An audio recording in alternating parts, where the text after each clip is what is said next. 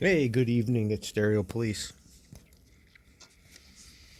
Oh, it's been busy. I've been retired for almost, no, is it a year? Is it 2 years? Well, I'm losing track. It's been a while. And, no, it's been, I don't even know. I have to think hard about it.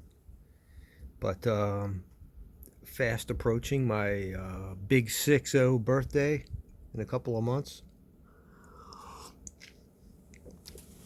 Things are good. I appreciate it. Worked hard for it all my life. And,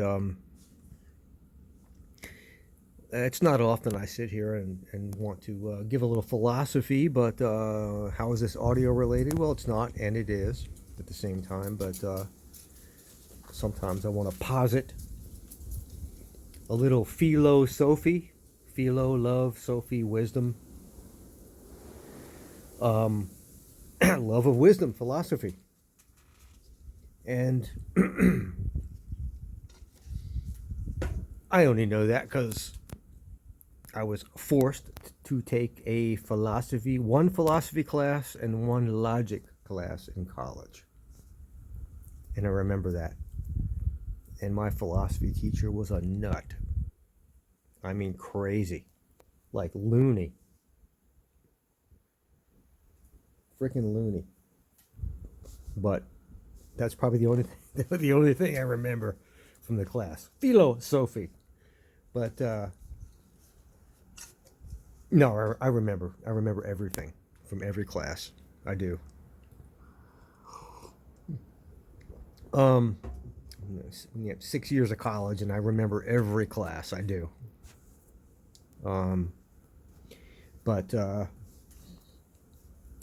when you go to college, you're learning from, well, at least when I went to college. I don't know about the professors nowadays. I question some things, but when I went to school many moons ago, there were some very highly qualified and very intelligent folks, and I wasn't, I wasn't part of a fraternity. I was there to learn. I actually studied and learned. I didn't party. I didn't. I didn't become a part of Itapa Kega. It wasn't my thing. But no, I didn't need bros to learn. But anyway, fast forwarding to retirement from college, which is an entire career away from each other.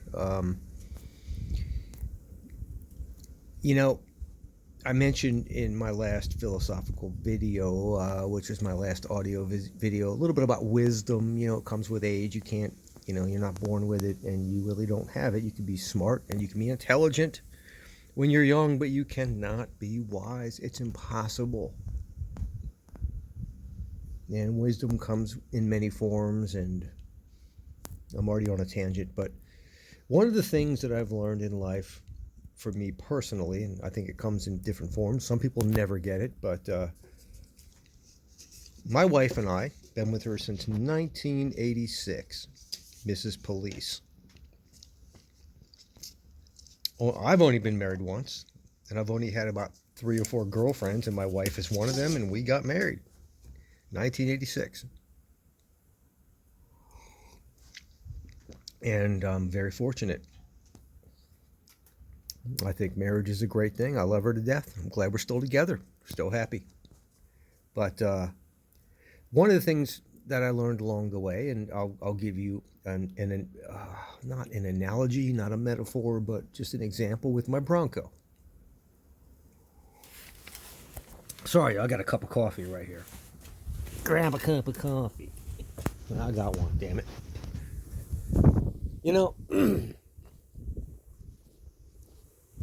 Got my trucks here. Got an 85, got a 73, and I got the Bronco. There's the Bronco. The Bronco is probably my second favorite vehicle of all time was vehicle I had before the Bronco, which was a 2011 Ram 1500. I'm a truck guy, but now I have the Bronco, and I love it. It's an Outer Banks, and and it has the V6, the twin turbo V6. When they still put them in the Outer Banks, they don't do that anymore, and I would not recommend anyone buying a Bronco without the V6, without the 2.7 liter EcoBoost V6. Don't do it. Don't get the 4. Get that V6. It's incredible. And that 2.7 liter V6 in the generation that's currently in is an amazing beast. It's amazing. And I have people ask me, well, and when I bought this truck 2.5 years ago or so, you know, I had options. I can get the Sasquatch package, and there's this, and there's that, and there's the Raptor, and there's the one that's 90,000, and there's this. There's so many different models, the 65,000, and all these things. And this one right here was in the mid 40s, like 45,000. It's paid off now, thank God. But brand new truck. It's going to be the last new car I ever have. I know that in retirement, but I love everything about it. The ride, the handling, everything. I love everything about it. It's perfect because it's the Outer Banks. It's the beach model. It's not the off-road model. And you know, I get into conversations with fellow Bronco owners, and they love the look of this truck. They love the color, everything about it. And they say, well, when are you going to put a lift kit on it? When are you going to re-gear it and get some big tires? And when are you going to put this thing on it, or that attachment, or that thing? And I'm like, well, try never. Never. Why would I do that? This is a pavement princess. The most off-road it will ever see is a gravel driveway. It will never see off-road. Well, it's not for off-road. It's just for looks and for, you know, you modifying and doing this and improving. And I'm like, improving? This thing rides like a dream. There's no squeaks, rattles. It handles like a dream from the factory. It accelerates like a sports car, and it handles like a sports car. Why would I do any of that stuff? Why? In fact, if I want to go off-road ever, I've got a beast right here. I've got a 1973 Ram D100 with 410 gears, a 318 V8, 4 on the floor. A 4 on the floor is a millennial theft prevention device. No, why would I do it? Why? I like it the way it is. And I got to thinking about that. All these people asking me, well, when are you going to add this attachment? That is almost as if you buy something new, brand new, expensive, to me 45 grand when I bought it 2.5 years ago. That's a lot of damn money to me. And people are going out and spending 90-some grand on the Raptors and 65 grand on the Big Bend or whatever these other models are. No, I'm not doing that. An automobile, it's a necessary investment for a reliable automobile, but it's the worst investment you're ever going to make in terms of depreciation. So there is sort of a happy medium. And I think I got it. And in terms of ride and reliability, I got it. I'm not going to change that. But I think, you know, when I start thinking about this stuff, I think there's this sort of pressure or envy or something in people that are just built in. It's a human innate thing that, and this also translates into audio as well, where, you know, you get something, but it's not enough. It's always more, more, more. There's just lack of satisfaction. And there's this innate thing, and maybe it's a survival instinct. I'm not sure, you know, back to hunter-gatherer days where it's never good enough. You constantly have to make it better and better. It's an innate thing. Not sure exactly how that works. And the last audio video I made, I'm sitting on my front porch right now. I was just telling you, I'm finally satisfied with my system. I like it the way it is. Everything's good. And I've found in the audio world that it doesn't get. Now my wife's coming out now. There she is. That it doesn't get any better.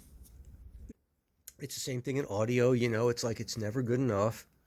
And you buy this good gear and you always find a nit, and it's improving and improving and improving. And I told you in my last video, I've finally got my system and I'm happy and I'm satisfied with it.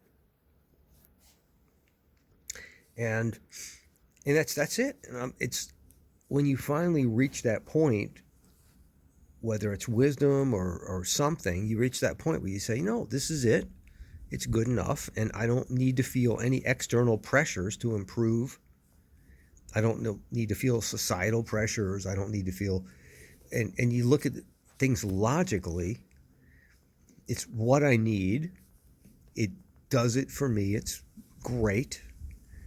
And sometimes trying to improve things, for example, putting a lift kit on my Bronco and bigger tires and gears, something's going to go wrong. Okay, there's going to be a compromise. Handling, acceleration, squeaks, rattles, reliability, something's going to happen. When you finally get to the point where you need to be and everything is working perfectly, don't fix it if it's not broke. Now that's a hard piece of philosophy for a younger person to wrap their head around. But I'm finally there. And my wife and I also, and this is a big tangential, but we've decided in our retirement that all those warm fuzzy feelings that you get with material things are really short lasting. They're evanescent kind of things that are not really real. And so for years now, and I really haven't brought it up, we've decided to dedicate any extra resources we have to helping other people in this world. And we have. And we're still doing it to today. And I'm not going to get into any specific examples, but these sorts of things, helping people.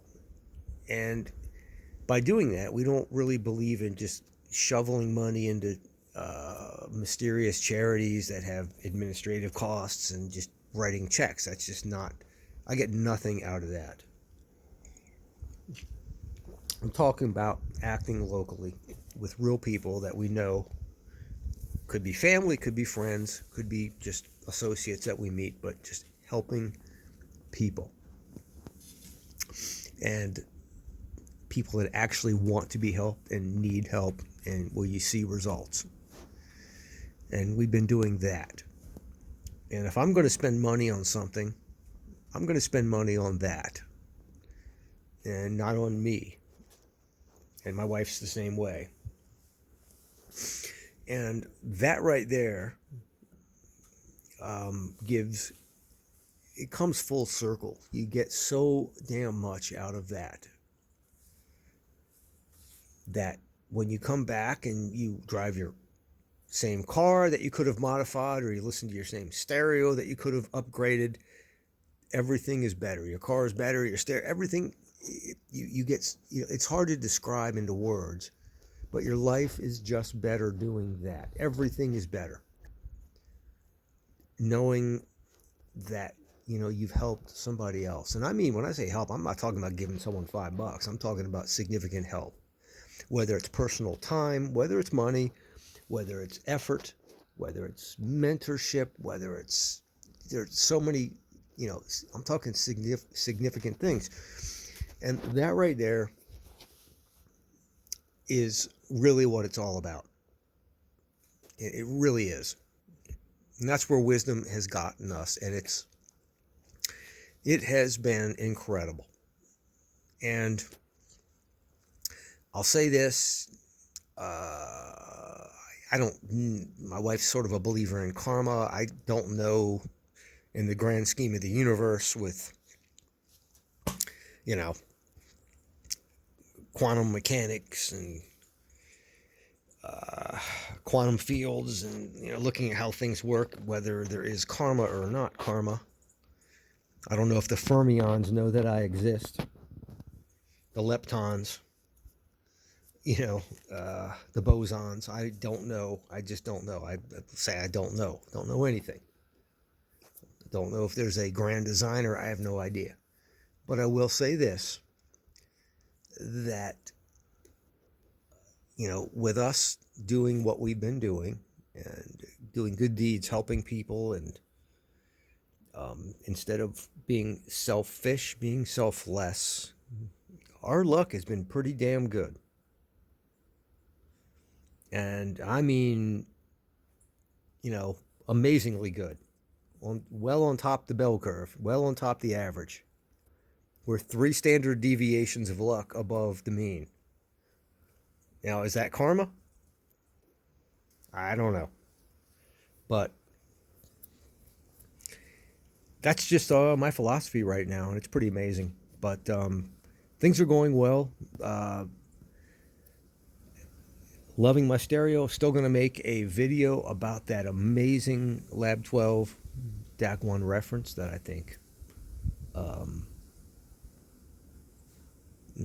you know, like I mentioned in the last video, I think DACs are now, a lot of audio gear is now equivalent to way too vivid ultra high def TVs, and I think we need to get back to something a little more organic. I think there's something we need to get back to. I think we need to reverse something. We're going in a bad direction in the audio world, I think. The goal that the talking heads are seeking, I think, is a bad drug.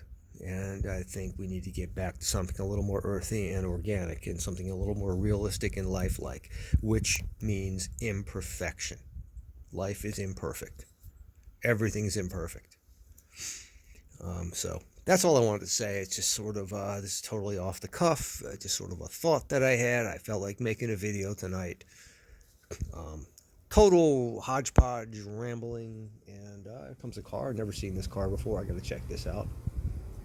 I don't know that guy. Smoking a pipe. Dude, man, it's rare to see a dude going by in a car smoking a pipe, like a real pipe. Like Father Knows Best pipe or something. Fred McMurray. Now, there's a reference no one knows. Okay. You guys have a great night. I'll talk to you soon. I'm still going to make a video. I want to compare that beautiful, what kind of bird is that? Is that a hawk or?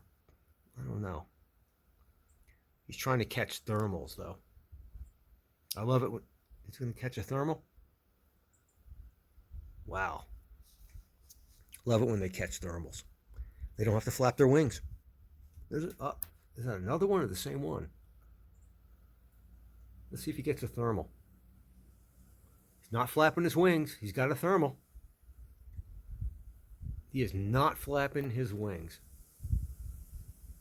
And he's still rising. So there is a thermal in the area. Wow, it's so cool how nature works. Yeah, thermals are badass. All right, y'all. You have a good one. Just a little rant, not a rant. We call it a rant. I'm not pissed off. Just a little philo, Sofie. Ciao. Stereo Police. Bye-bye.